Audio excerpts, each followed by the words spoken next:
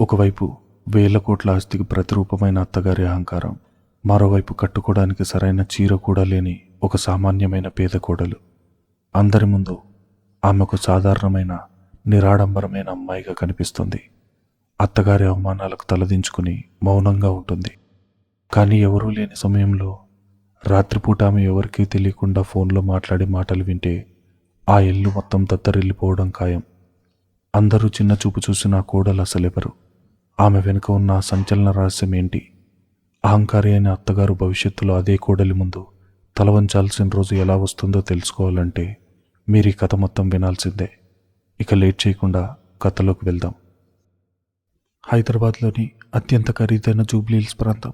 విశాలమైన రోడ్లు, ఆకాశాన్ని తాకే బంగ్లాలు. ఆ రోడ్డు గుండా ఓ ఖరీదైన బెంచ్ కార్ నిశ్శబ్దంగా వెళ్తోంది. ఆ కార్ లోపల వాతావరణం మాత్రం బయటున్న ప్రశాంతతకు పూర్తి భిన్నంగా ఉంది. విక్రమ్ స్టీరింగ్ పట్టుకున్న చేతులు కొద్దిగా వణుకుతున్నాయి.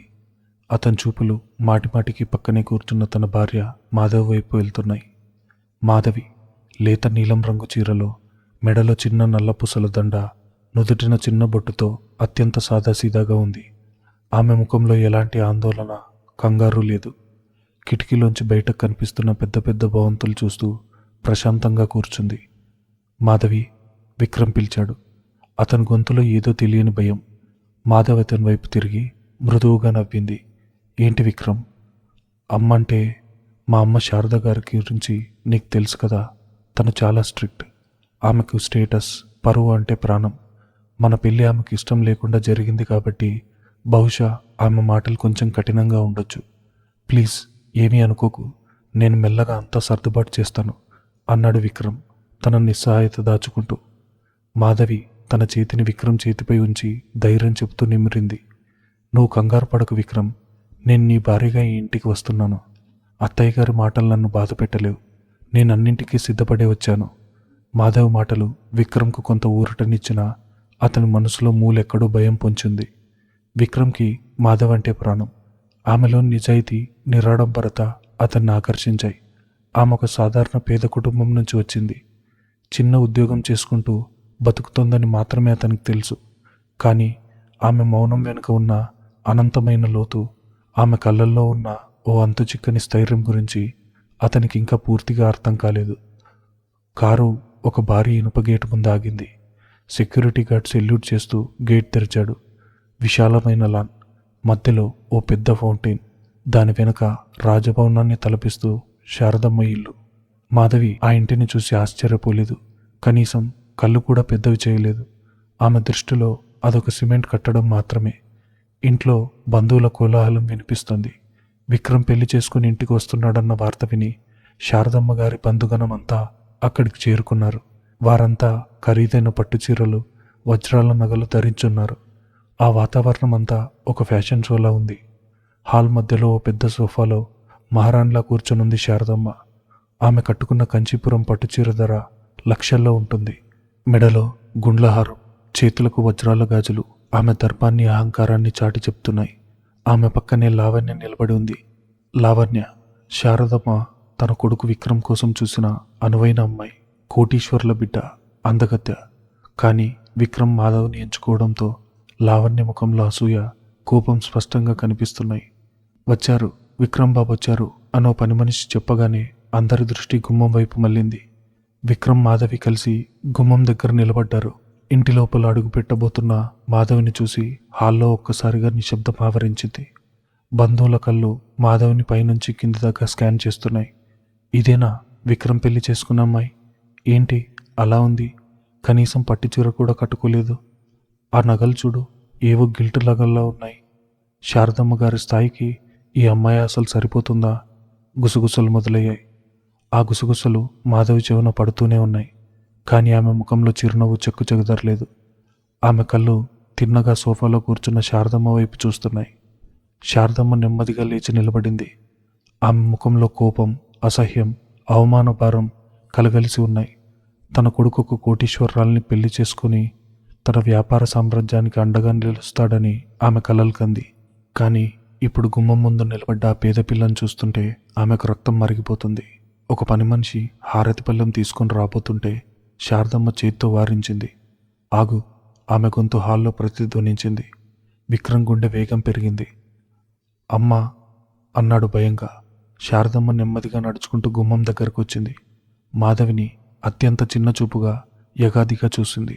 ఆమె చూపుల్లో మాధవిని కాల్చి బూడిద చేయాలన్నంత కసుంది. మాధవ్ వంగి శారదమ్మ కాళ్ళకు నమస్కరించబోయింది. దూరంగా ఉండు. శారదమ్మ ఒక అడుగు వెనక్కి వేసింది.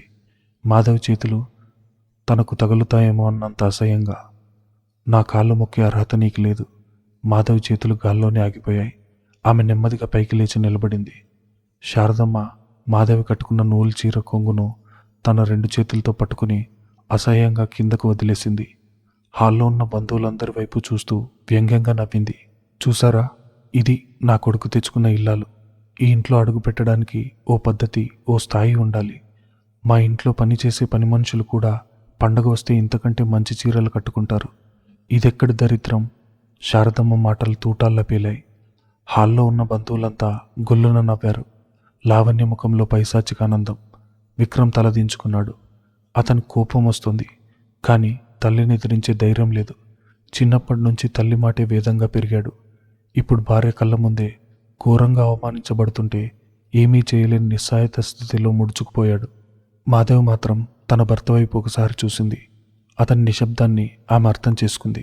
ఆమె కోపం రాలేదు. తన అత్తగారి అహంకారాన్ని చూసి ఆమెకి జాలేసింది.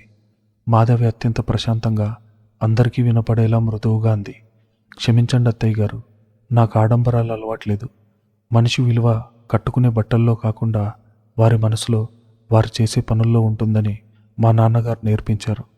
ఈ చీర నాన్నగారు నా మొదటి జీతంతో కొనిచ్చారు. నాకిది పట్టు చీర కంటే ఎంతో విలువైనది. శారదమ్మకు ఆ మాటలు మరింత కోపాన్ని తెప్పించాయి. నీ నీతులు నా దగ్గర చెప్పకు. పేదవాళ్ళు తమ దరిద్రాన్ని కప్పిపుచ్చుకోవడానికి ఇలాంటి మాటలే చెప్తారు. లోపలికి రా, కానీ గుర్తుపెట్టుకో, నువ్వు ఇంటికి కోడలివి కాదు. కేవలం విక్రమ్ తీసుకొచ్చిన ఒక బాధ్యతవి మాత్రమే. హారతి లేకుండానే మాధవి కుడికాలు లోపల పెట్టింది. ఆమె అడుగు పెడుతున్నప్పుడు లావణ్య కావాలనే కాలడ్డు పెట్టింది. మాధవి తూలి కింద పడిపోయింది. తనను తాను నిలదొక్కుంది. లావణ్య వంకరగా నవ్వింది. మాధవి ఏమీ మాట్లాడకుండా విక్రమ్ వెనకాలే లోపలికి నడిచింది.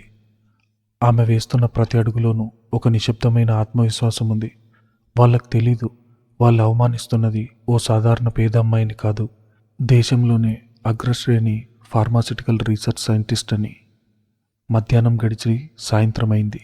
విక్రమ్ గది చాలా విశాలంగా, విలాసవంతంగా ఉంది.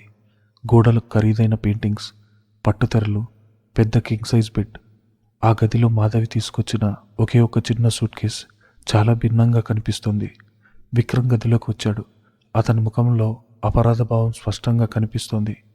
మాధవ్ బట్టలు సర్దుకుంటోంది. మాధవి అన్నాడు విక్రమ్ నెమ్మదిగా. ఆమె తిరిగి చూసింది. చిరునవ్వు నవ్వింది. స్నానం చేస్తారా విక్రమ్? వేడినీళ్లు పెట్టనా? వద్దు మాధవి, నన్ను క్షమించు. కింద హాల్లో అమ్మ నిన్న అన్ని మాటలంటున్నా నేనేమీ మాట్లాడలేకపోయాను. అమ్మ కోపం ఎక్కువ, కానీ ఆమె మనసు చెడ్డది కాదు. కొన్నాళ్ళు పోతే ఆమె నిన్ను అర్థం చేసుకుంటుంది అన్నాడు తనను తాను సమర్థించుకుంటూ. మాధవ్ వెళ్ళి అతని పక్కన కూర్చుంది. విక్రమ్, నేను నీ మీద ఎలాంటి కోపం పెట్టుకోలేదు. అత్తయ్య గారి మాటలకు నేను బాధపడలేదు. కొత్త వ్యక్తులు అంగీకరించడానికి కొంత సమయం పడుతుంది. నేను ఓపిక పడతాను. విక్రమ్ ఆమె చేతిని పట్టుకున్నాడు. నువ్వు చాలా మంచిదానివి మాధవి. నీలాంటి అమ్మాయి నాకు భార్యగా రావడం నా అదృష్టం. నేను నీకు మాటిస్తున్నాను, నిన్నెప్పుడూ కంటతడి పెట్టనివ్వను.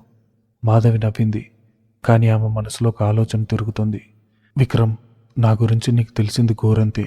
నా నిశ్శబ్దం నా బలహీనత కాదు, అది నా వ్యూహం.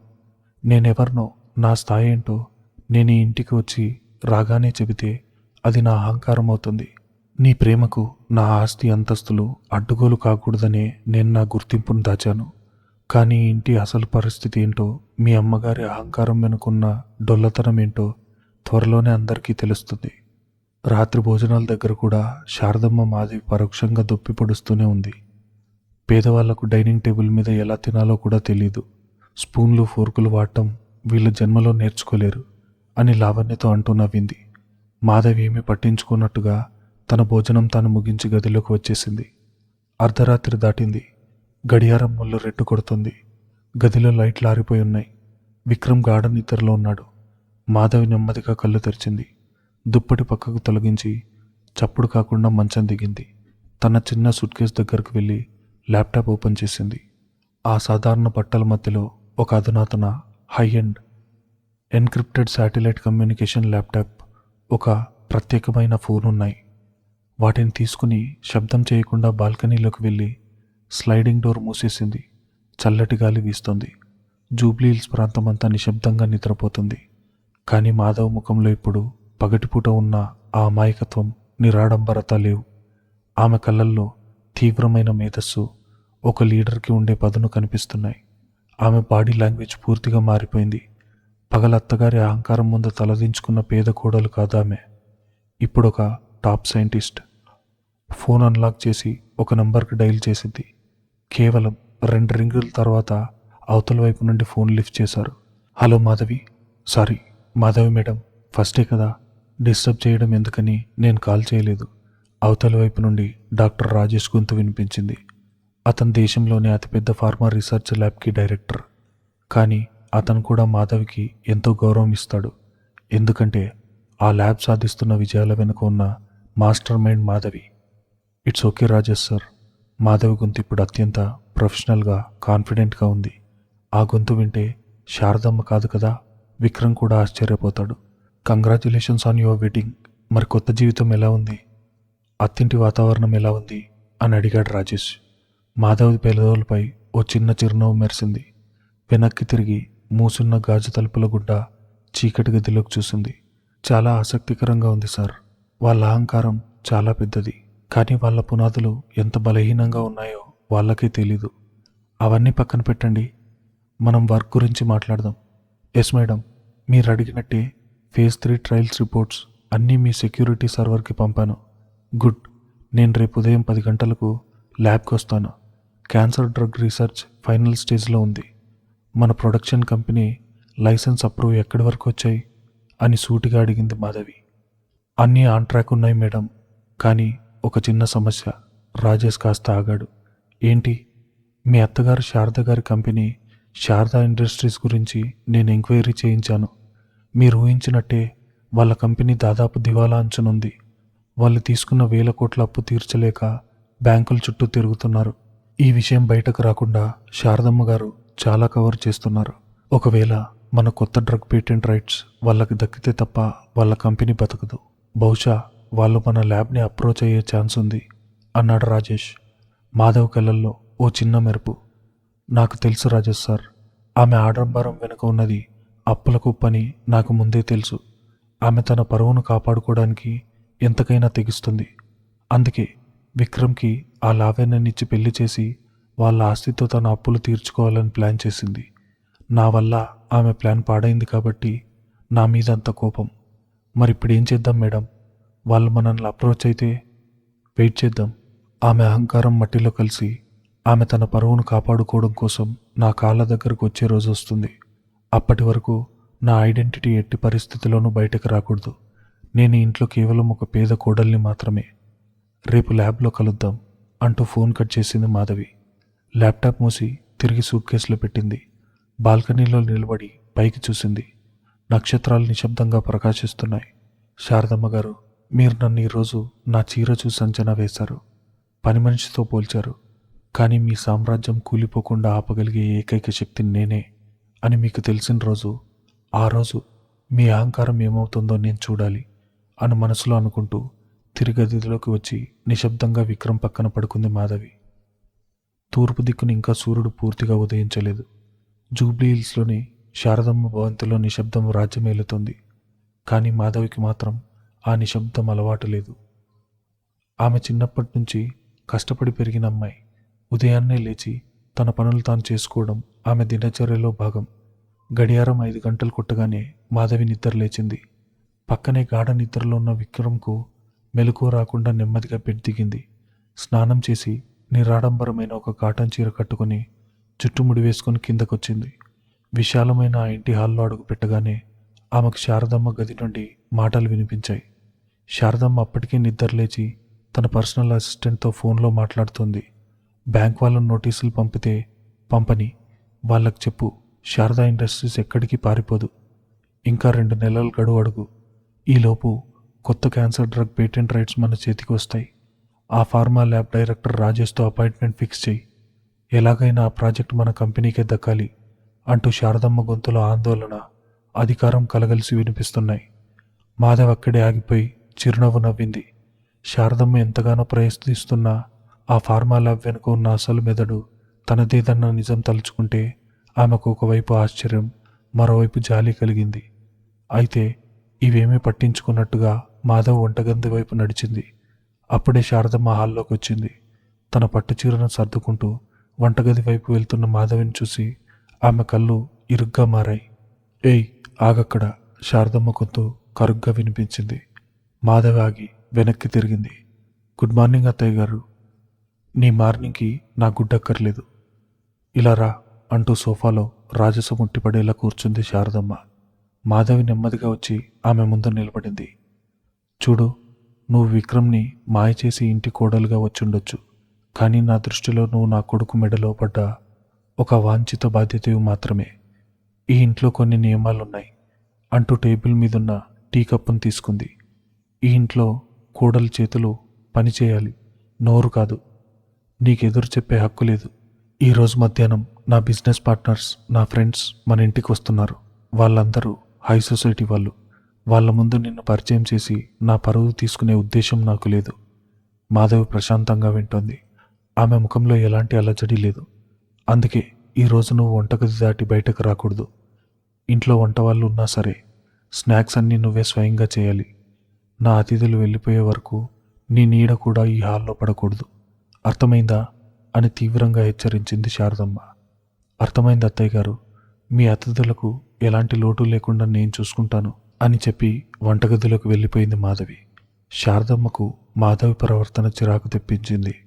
తాను ఎంత అవమానించినా ఆ అమ్మాయి కళ్ళల్లో కన్నీళ్లు రాకపోవడం, కోపం రాకపోవడం ఆమె అహంకారాన్ని దెబ్బతీస్తుంది. వంటగది చాలా విశాలంగా అన్ని అధునాతన సదుపాయాలతో ఉంది. వంట వాళ్ళు అప్పటికే పనులు మొదలుపెట్టారు. మాధవి లోపలికి రాగానే వాళ్ళు ఆశ్చర్యపోయారు. కొత్త కోడలు వంటగదిలోకి రావడం వాళ్లకు వింతగా అనిపించింది. అమ్మగారు, మీరెందుకు ఇక్కడికి? మేం చూసుకుంటాం కదా అన్నాడు ప్రధాన వంటవాడు రామయ్య. పర్లేదు రామయ్య గారు, అత్తయ్య గారి అతిథుల కోసం స్నాక్స్ నేనే చేయాలి. మీరు మిగతా పనులు చూసుకోండి అంటూ మాధవి ఆఫ్రాన్ కట్టుకుంది. మాధవ్కి వంట చేయడం అంటే ఇష్టం కాదు. ఒక రకంగా చెప్పాలంటే వంట చేయడం కూడా ఒక రసాయన శాస్త్ర ప్రయోగమే. ఉష్ణోగ్రత, పదార్థాల నిష్పత్తి, సమయం ఇవన్నీ ఖచ్చితంగా ఉంటేనే సరైన ఫలితం వస్తుంది. ఒక ఫార్మా సైంటిస్ట్గా ఆమెకి ఈ సూత్రాలు కొట్టిన పిండి. కూరగాయలు కోయడం దగ్గర నుండి మసాలా కలపడం వరకు ఆమె చేస్తున్న పనిలో ఒక శాస్త్రీయమైన పద్ధతి, ఖచ్చితత్వం ఉన్నాయి. రామయ్య ఆమె వంట చేస్తున్న విధానం చూసి ఆశ్చర్యపోయాడు. ఆమె కదలికల్లో ఎంతో నైపుణ్యం కనిపిస్తుంది. మధ్యాహ్నం 12 గంటలు దాటుతుంది. విక్రమ్ అప్పుడే ఆఫీస్కు వెళ్ళడానికి తయారై కిందకొచ్చాడు. హాల్లో ఎవరూ లేరు. వంటగది వైపు నుండి వస్తున్న సువాసనలు అటువైపుకు వెళ్ళాడు. అక్కడ చెమటలు కక్కుతూ వంటలు చేస్తున్న మాధవిని చూసి అతని గుండె పగిలిపోయినంత పనైంది. మాధవి, ఇదేంటి? నువ్వు వంట చేయడం ఏంటి? ఇంట్లో ఇంతమంది పని వాళ్ళు ఉన్నారు కదా అంటూ ఆందోళనగా అడిగాడు విక్రమ్. మాధవి నవ్వింది. పర్లేదు విక్రమ్, నాకు వంట చేయడం ఇష్టమే కదా. అత్తయ్య గారి ఫ్రెండ్స్ వస్తున్నారు. వాళ్ళ కోసం నేను స్వయంగా చేయాలనుకున్నాను. కానీ విక్రమ్ ఏదో చెప్పబోయాడు. అక్కడికి శారదమ్మ వచ్చింది. ఏంటి విక్రమ్, ఇంకా ఆఫీస్కి వెళ్ళలేదా? ఈ వంటగదిలో నీకేం పని? ఇక్కడన్నీ తను చూసుకుంటుంది. నువ్వెళ్ళు అని కరుగ్గా చెప్పింది. విక్రమ్ తలదించుకుని మాధవ్ వైపు ఒక అమాయకమైన చూపు చూసి అక్కడి నుంచి వెళ్ళిపోయాడు. మాధవికి విక్రమ్ పరిస్థితి అర్థమవుతోంది. అతను మంచివాడే, కానీ తల్లిని ఎదిరించే ధైర్యం లేనివాడు. ఆ ధైర్యం అతనికి రావాలంటే నిజాలు అతనికి తెలియాలి. కానీ ఇంకా సమయం రాలేదు. మధ్యాహ్నం 2 గంటల సమయం. శారదమ్మ గారి హాల్ ఒక 5 స్టార్ హోటల్ లాగా మారిపోయింది. ఖరీదైన సోఫాల్లో ఎంతో అందంగా అమర్చిన పూల కుండీలు, మెరిసిపోతున్న శాండ్లర్లు. ఒక్కొక్కరుగా శారదమ్మ స్నేహితులు, బిజినెస్ సర్కిల్ మహిళలు రావడం మొదలుపెట్టారు. అందరూ లక్షలు విలువ చేసే డైమండ్ నెక్లెస్లు, డిజైనర్ చీరల్లో ముస్తాబై వచ్చారు. వాళ్ళ మధ్యలో లావణ్య కూడా ఉంది. లావణ్య రాగానే శారదమ్మ ముఖం వికసించింది. ఆమెను దగ్గరకు తీసుకుని తన పక్కనే కూర్చోబెట్టుకుంది. చూసే వాళ్ళందరికీ లావణ్య ఆ ఇంటి కోడలన్నంత భ్రమ కలిగేలా వాళ్ళ ప్రవర్తన ఉంది. ఏంటి శారదా, విక్రమ్ పెళ్ళి ఎవరితో తెలియని అమ్మాయితో జరిగిందని విన్నాను. ఎవరది? ఏంటా కథ అని అడిగింది సుజాత అనే ఒక ధనిక మహిళ. శారదమ్మ ముఖం కత్తితో కోసినట్టయింది. కానీ వెంటనే తేరుకొని కృత్రిమంగా నవ్వింది. ఏముంది సుజాత, పిల్లలు ఒకసారి గుడ్డిగా నిర్ణయం తీసుకుంటారు. విక్రమ్ జాలిపడి ఒక పేద పిల్లని తీసుకొచ్చాడు. వదిలేయ్, ఆ టాపిక్ ఎందుకు? అయినా ఆ అమ్మాయి ఎక్కడుంది? కనీసం మాకు పరిచయం చేయవా అని అడిగింది మరో మహిళ. లావణ్య వక్రంగా నవ్వింది. ఆమె ఇక్కడికి రాలేదాంటీ. ఆమెకి హైఫై సొసైటీ కల్చర్ అలవాట్లేదు. ఎక్కడైనా మూలన కూర్చొని ఉంటుందేమో. శారదమ్మ నవ్వింది. అవును, మా కోడలికి కుకింగ్ మాత్రమే తెలుసు. వంటగది దాటితే ప్రపంచం తెలీదు. అందుకే ఆమెను వంటగదికే పరిమితం చేశాను. ఇప్పుడు మీరు తినబోయే స్నాక్స్ అన్నీ ఆమె చేసిందే. కనీసం ఆ పనికైనా పనికొస్తుంది. అందరూ పక్కపక్క నవ్వారు. లావణ్య అయితే అత్యంత ఆనందంగా ఆ నవ్వుల్లో పాలు పంచుకుంది. తనకి దక్కాల్సిన స్థానంలోకి వచ్చిన ఆ పేదది పని మనిషిలా వంటగదిలో మగ్గిపోతుంటే ఆమె అహంకారం తృప్తి పడుతుంది. సరిగ్గా అదే సమయంలో స్నాక్స్ ట్రే పట్టుకుని ఒక పని మనిషి హాల్లోకి వస్తుంటే కాలు జారి ట్రే కింద పడిపోయింది. శారదమ్మ కోపంతో అరుస్తూ, ఏం చేస్తున్నావే, కళ్ళు కనిపించడం లేదా అని మండిపడింది. లోపల వంటగదిలో ఉన్న మాధవి ఆ శబ్దం విని కంగారుగా బయటకొచ్చింది. ఆమె చీరకు కాస్త పిండి అంటి నుదుట చెమట పట్టింది. ఆమెను చూడగానే హాల్లో నిశ్శబ్దం ఆవరించింది. అందరి చూపు ఆమెపైనే పడింది. ఎవరి అమ్మాయి, పని మనిషా అని అడిగింది సుజాత. శారదమ్మ కళ్ళు కోపంతో ఎర్రబడ్డాయి. మాధవిని బయటికి రావద్దని ఆమె కఠినంగా చెప్పినా ఇలా అందరి ముందు ఆమె రావడం శారదమ్మకు అవమానంగా అనిపించింది. లావణ్య వెటకారంగా అంది, పని మనిషి కాదండి, విక్రమ్ భార్య, శారద గారి కోడలు. అతిథులందరూ ఒక్కసారిగా ఆశ్చర్యపోయారు. వాళ్ళ చూపుల్లో చిన్న చూపు, జాలి స్పష్టంగా కనిపిస్తున్నాయి. శారదమ్మ తలదించుకుంది. సుజాత మొహమాటంగా నవ్వుతూ మాధవ్ వైపు చూసింది. ఓహో, మీరా, నమస్తే అమ్మా. ఏంటి, విక్రమ్ అంత ఉన్నత చదువులు చదివినవాడు కదా, మీరేం చదువుకున్నారు, మీరేం చేస్తారు అని అడిగింది. ఆ ప్రశ్న వినగానే శారదమ్మ భయపడింది. మాధవి తన పేదరికం గురించి వాళ్లకు ముందు చెప్పి పరువు తీస్తుందేమో అని. లావణ్య వ్యంగ్యంగా మాధవి సమాధానం కోసం ఎదురు చూస్తుంది. మాధవి ఏమాత్రం తడుముకోకుండా ఎంతో ప్రశాంతమైన చిరునవ్వుతో అందరి వైపు చూసింది. ఆమె గొంతులో ఎలాంటి సంకోచం లేదు. నేనా అండి, నేను ఇంట్లో పని చేస్తాను అని అత్యంత సాధారణంగా సమాధానం చెప్పింది మాధవి. కుటుంబాన్ని చూసుకోవడం, వాళ్ళకు కావాల్సినవి వండి పెట్టడం నాకు ఇష్టం. అందుకే ఈరోజు మీకోసం నేనే స్వయంగా స్నాక్స్ చేశాను. దయచేసి రుచి చూసి ఎలా ఉన్నాయో చెప్పండి. ఆ సమాధానం వినగానే శారదమ్మ ఊపిరి పీల్చుకుంది. కానీ లావణ్య నవ్వింది. చూసారా ఆంటీ, నేను చెప్పలేదా తనకి ఇంట్లో వంట చేయడం తప్ప ఇంకేమీ రాదని. పాపం విక్రమ్కి ఎలాంటి భార్య దొరికిందో. అతిథులు కూడా ఒకరి ముఖాలు ఒకరు చూసుకుని చిన్నగా నవ్వుకున్నారు. సరేలేమ్మా, నువ్వు వెళ్ళి వంట చేసుకో అని సుజాత చెయ్యి ఊపుతూ పంపించేసింది. మాధవ్ ఒక మాట కూడా మాట్లాడకుండా తల ఊపి మళ్ళీ వంటగదిలోకి వెళ్ళిపోయింది. వెళ్తున్న ఆమె వైపు చూసిన వాళ్ళంతా ఆమె ఒక అమాయకురాలు, చదువురాని పేదది అని ఫిక్స్ అయిపోయారు. వాళ్ళకు తెలియని నిజం ఏంటంటే, వాళ్ళు ఎవరినైతే వంట మనిషి అని ఎగతాళి చేస్తున్నారో ఆ మాధవి రాసిన ఒక్కొక్క రీసెర్చ్ పేపర్ చదవడానికి ప్రపంచంలో బడా సైంటిస్టులు క్యూ కట్టి నిలబడతారని. వాళ్ళు ఎగతాళి చేసిన ఆ చేతులు రేపు లక్షలాది క్యాన్సర్ రోగుల ప్రాణాలు కాపాడే మందును సృష్టించబోతున్నాయని. సాయంత్రం అతిథులంతా వెళ్ళిపోయారు. ఇల్లంతా శుభ్రం చేసి పని మళ్ళీ మాధవి మీదే పడింది. రాత్రి 8 గంటలకు విక్రమ్ ఆఫీస్ నుండి అలసిపోయి వచ్చాడు. హాల్లో ఒంటరిగా బల్లలు తుడుస్తున్న మాధవ్ని చూసి అతని కోపం కట్టలు తెంచుకుంది. నేరుగా శారద గదిలోకి వెళ్ళాడు. అమ్మా, ఏంటిదంతా? మాధవి ఇంటికి కోడలా లేక పని మనిషా? ఉదయం నుండి ఆమెను వంటగదిలో ఎందుకు బంధించావు? ఇప్పుడు క్లీనింగ్ కూడా ఆమె చేస్తుందేంటి అని గట్టిగా అడిగాడు. శారదమ్మ కూల్గా పత్రిక తిరిగేస్తోంది. అందులో తప్పేముంది విక్రమ్? ఆమెకు నచ్చిన పని ఆమె చేస్తోంది. ఆమె తీసుకొచ్చి నా పక్కన సోఫాలో కూర్చోబెట్టుకోమంటావా? నా స్టేటస్కి, నా ఫ్రెండ్స్కి ఆమెను పరిచయం చేసి నా పరువు తీసుకోమంటావా? ఇంట్లో ఉచితంగా తింటున్నందుకు ఆ మాత్రం పని చేయాలి. నువ్వు వెళ్ళి నీ పని చేసుకో. విక్రమ్కి ఏం మాట్లాడాలో అర్థం కాలేదు. అమ్మా, తను నా భార్య. నీ భార్య కాబట్టి ఇంట్లో ఉండనిస్తున్నాను. అదే నా కోడలైతే నా పక్కన ఉండేది. నా మాటలకు ఎదురు చెప్పకుండా వెళ్ళు అని గద్దించింది శారదమ్మ. విక్రమ్ నిస్సహాయంగా గదిలోకి వెళ్ళిపోయాడు. మంచం మీద పడి కళ్ళు మూసుకున్నాడు. కొద్దిసేపటికి మాధవ్ గదిలోకి వచ్చింది. విక్రమ్ ముఖంలో ఉన్న బాధను గమనించింది. విక్రమ్, ఏమైంది అని అడిగింది. విక్రమ్ లేచి కూర్చున్నాడు. నాకేమీ కాలేదు మాధవి, నీకే అవుతోంది. ఈ ఇంట్లో నిన్ను ఈ స్థాయిలో చూస్తుంటే నేను తట్టుకోలేకపోతున్నాను. నాకు అమ్మని ఎదిరించే ధైర్యం లేదు. నిన్నిలా వదిలేసే మనసు లేదు. నేనొక ఫెయిల్యూర్ని అంటూ బాధగా అన్నాడు. మాధవ్ అతని పక్కన కూర్చొని అతని భుజం మీద చేయి వేసింది. నువ్వు ఫెయిల్యూర్ కాదు విక్రమ్, నువ్వు ఒక మంచి కొడుకువి. మీ అమ్మగారు తన స్థాయిని బట్టి ఆలోచిస్తున్నారు. అందులో ఆమె తప్పేమీ లేదు. కాలానుగుణంగా అన్నీ మారుతాయి. నా గురించి నువ్వు బాధపడకు, నేను చాలా సంతోషంగా ఉన్నాను అని ఓదార్చింది. విక్రమ్ ఆమె గొప్పతనాన్ని చూసి ఆశ్చర్యపోయాడు. నీకు అస్సలు కోపం రాదా మాధవి? కోపం వస్తే సమస్య పరిష్కారం అవ్వదు విక్రమ్. ఓర్పుతో మనం దేన్నైనా జయించగలం అని నవ్వింది మాధవి. కొద్దిసేపటికి విక్రమ్ నిద్రలోకి జారుకున్నాడు. కానీ మాధవికి నిద్ర రావడం లేదు. రాత్రి 12 గంటలు దాటింది. ఇల్లంతా నిశ్శబ్దంగా ఉంది. పగలు జరిగిన అవమానాలు ఆమె మనసులో ఎక్కడా నాటుకోలేదు. ఆమె లక్ష్యం వేరు, ఆమె ప్రపంచం వేరు.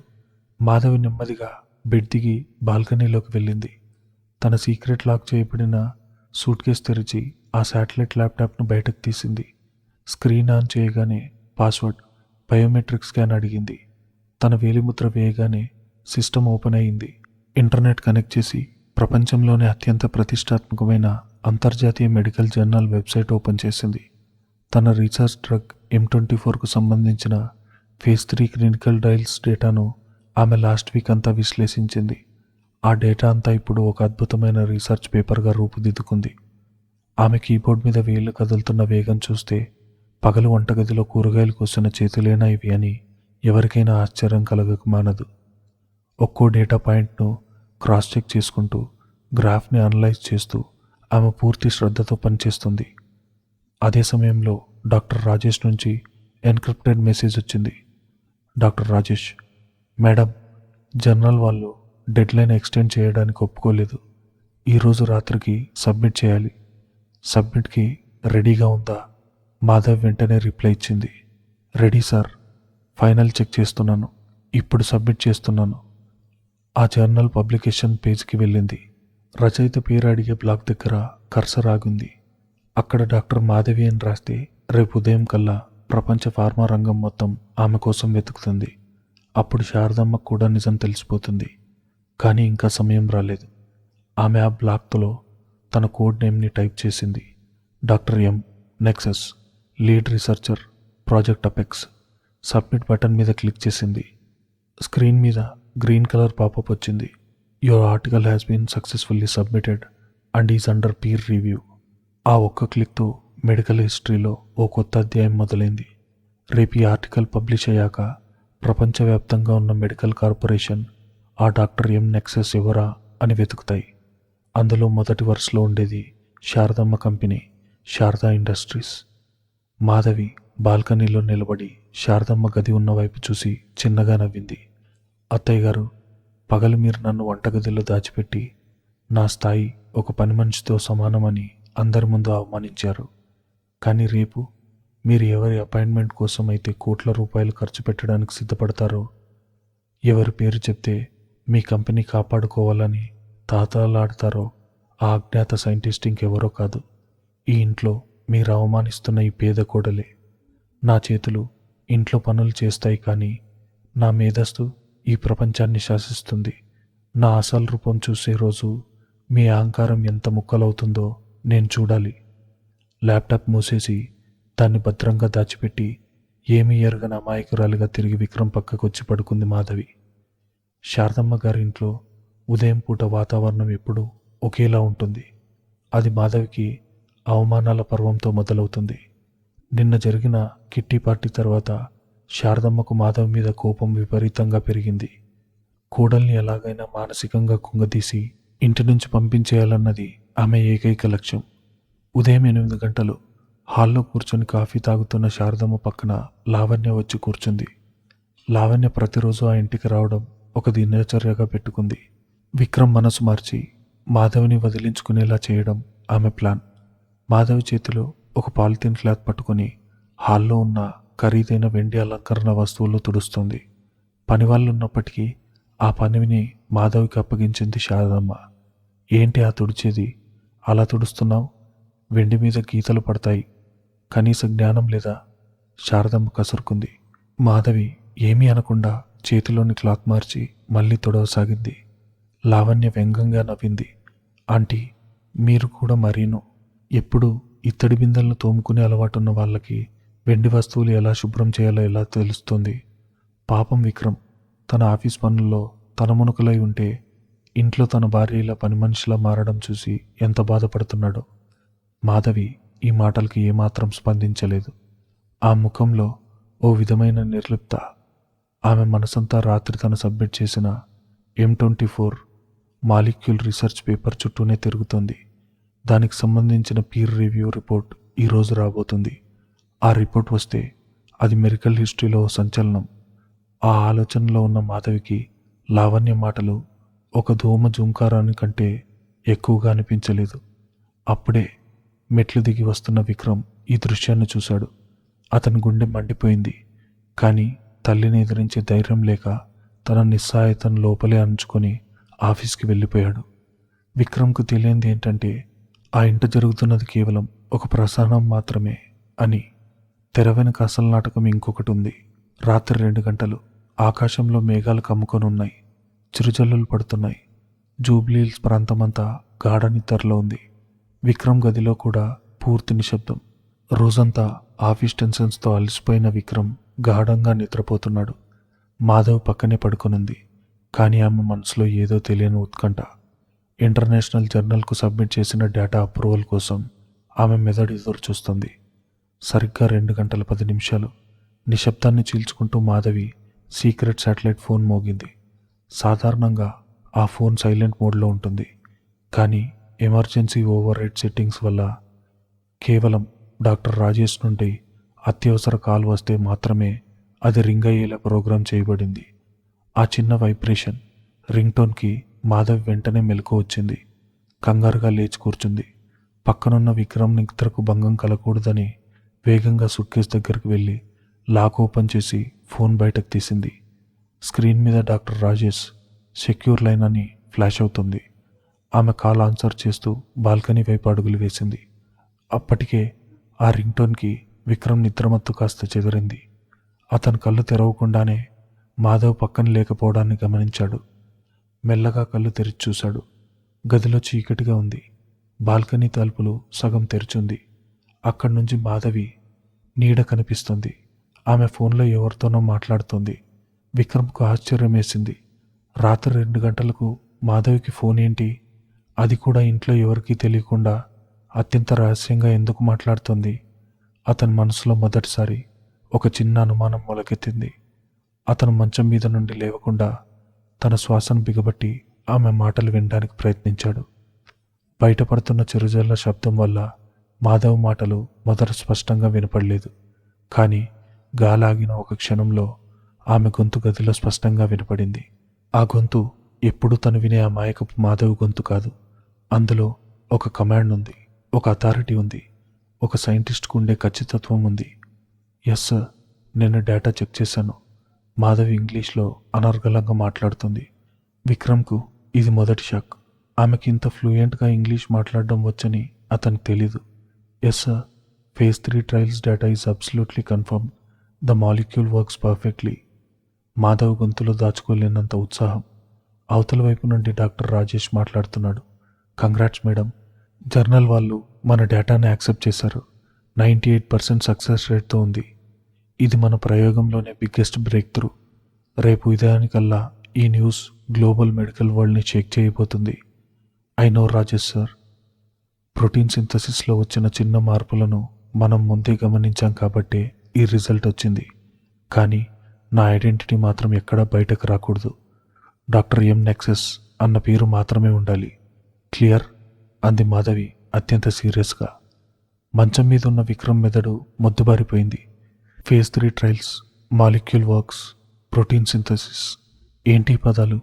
ఇవన్నీ అడ్వాన్స్ మెడికల్ సైన్స్కు సంబంధించిన టర్మినాలజీ అని తన తల్లి ఫార్మా బిజినెస్లో ఉండడం వల్ల విక్రమ్కు కొద్దిగా తెలుసు. కానీ తన భార్య పగలు వంటగదిలో కూరగాయలు కోస్తూ తన తల్లి చేత, లావణ్య చేత పదే పదే చదువుకుని పేదది, వంటలక్క అనిపించుకుంటున్న మాధవి నోట ఈ మాటలేంటి అని నిజంగా ఎవరితో మాట్లాడుతోంది? విక్రమ్కి ఇదంతా ఒక కలలా అనిపించింది. అతను తెలియకుండానే కొద్దిగా కదిలాడు. ఆ చిన్న శబ్దానికి మాధవి వెంటనే వెనక్కి తిరిగింది. విక్రమ్ కళ్ళు తెరిచిన తన వైపు ఆశ్చర్యంగా చుట్టం గమనించింది. మాధవి గుండా ఒక్క క్షణం ఆగి కొట్టుకుంది. కానీ ఆమె తన భావాలను అద్భుతంగా కంట్రోల్ చేసుకుంది. వెంటనే ఫోన్ కాల్ని మ్యూట్ చేసి ముఖంలో ఎప్పటిలానే అమాయకత్వం తెచ్చుకుంది. బాల్కనీ తలుపులు తీసుకుని గదిలోకి వచ్చింది. విక్రమ్ నిశ్చేష్టుడై ఆమె వైపు చూస్తున్నాడు. విక్రమ్ మెలకు వచ్చిందా? నేను నిద్ర చెడగొట్టానా? అడిగింది మాధవి అత్యంత సాధారణంగా. నువ్వు ఎవరితో మాట్లాడుతున్నావు మాధవి? ఆ పదాలేంటి? ఫేజ్ 3, మాలిక్యూల్ అని ఏదేదో అంటున్నావు. విక్రమ్ గొంతులో గందరగోళం, ఒక రకమైన భయం. మాధవి ఏమాత్రం తడపడలేదు. ఆమె ఫోన్ తన వెనక దాచి చిరునవ్వు నవ్వింది. ఓహో, అదా నా పాత ఆఫీస్ వాళ్ళు విక్రమ్. నేను ఇంతకుముందు ఒక ఫార్మా కంపెనీలో డేటా ఎంట్రీ ఆపరేటర్గా పనిచేసేదాన్ని అని నీకు చెప్పాను కదా. వాళ్ళకేదో డేటా మ్యాచ్ అవ్వక పాత ఫైల్స్ గురించి అడగడానికి కాల్ చేశారు. అందులో ఆ పేర్లు అలానే ఉంటాయి. నాకు అవి అర్థం కాకపోయినా వాళ్ళు చెప్పినవి నోట్ చేసుకుంటాను. వర్క్ కాల్ అంతే అని నిదానంగా చెప్పింది. విక్రమ్ ఆమె కళ్ళల్లోకి చూశాడు. ఆ కళ్ళల్లో ఎలాంటి బెరుకు లేదు. ఆమె చెప్పింది నిజమేనేమో అనిపిస్తోంది. ఒక డేటా ఎంట్రీ చేసే అమ్మాయికి ఆ పదాలు నోటికి రావడం సహజమే. కానీ ఆమె మాట్లాడిన ఇంగ్లీష్, ఆమె గొంతులో కనిపించిన ఆ కమాండింగ్ టోన్, అతను ఇంకా అడగాలనుకున్నాడు. కానీ మాధవి, రాత్రి 2 గంటలకు ఎవరైనా డేటా ఎంట్రీస్ కోసం కాల్ చేస్తారా? అయినా నీకంత ఫ్లూయెంట్ ఇంగ్లీష్. మాధవి వెంటనే అతనికి అడ్డు తగిలింది. అది ఒక ఇంటర్నేషనల్ అవుట్సోర్సింగ్ ప్రాజెక్ట్ విక్రమ్. వాళ్ళకిప్పుడు పగలు కదా. అయినా అదంతా నా గతం. నేను రేపు పొద్దున్నే వాళ్ళకు ఫోన్ చేసి నాకు పెళ్ళయింది, ఇక నాకు కాల్స్ చేయొద్దని చెప్పేస్తాను. రా పడుకో, రేపు నీకు మీటింగ్ ఉంది కదా అంటూ టాపిక్ డైవర్ట్ చేసి లైట్ ఆఫ్ చేసింది. విక్రమ్ మళ్ళీ మంచం మీద పడుకున్నాడు. కానీ అతనికి నిద్ర రాలేదు. ఆమె చెప్పిన కారణం లాజికల్గానే ఉన్నా అతని లోపల మనసు మాత్రం ఏదో తీవ్రంగా హెచ్చరిస్తోంది. మాధవ్ కేవలం ఒక పేద పిల్ల కాదు. ఆమె చుట్టూ ఏదో అదృశ్యమైన వలయం ఉంది. ఆ వలయంలోకి తనకు తెలియని ఓ పెద్ద రహస్యం దాగుంది. ఆ రాత్రి విక్రమ్కి ఇక నిద్ర కరువైంది. మరి చూద్దాం తర్వాత ఏం జరగబోతుందో నెక్స్ట్ పార్ట్లో తెలుసుకుందాం. అంతవరకు ఈ ఛానల్ని సబ్స్క్రైబ్ చేసుకోండి.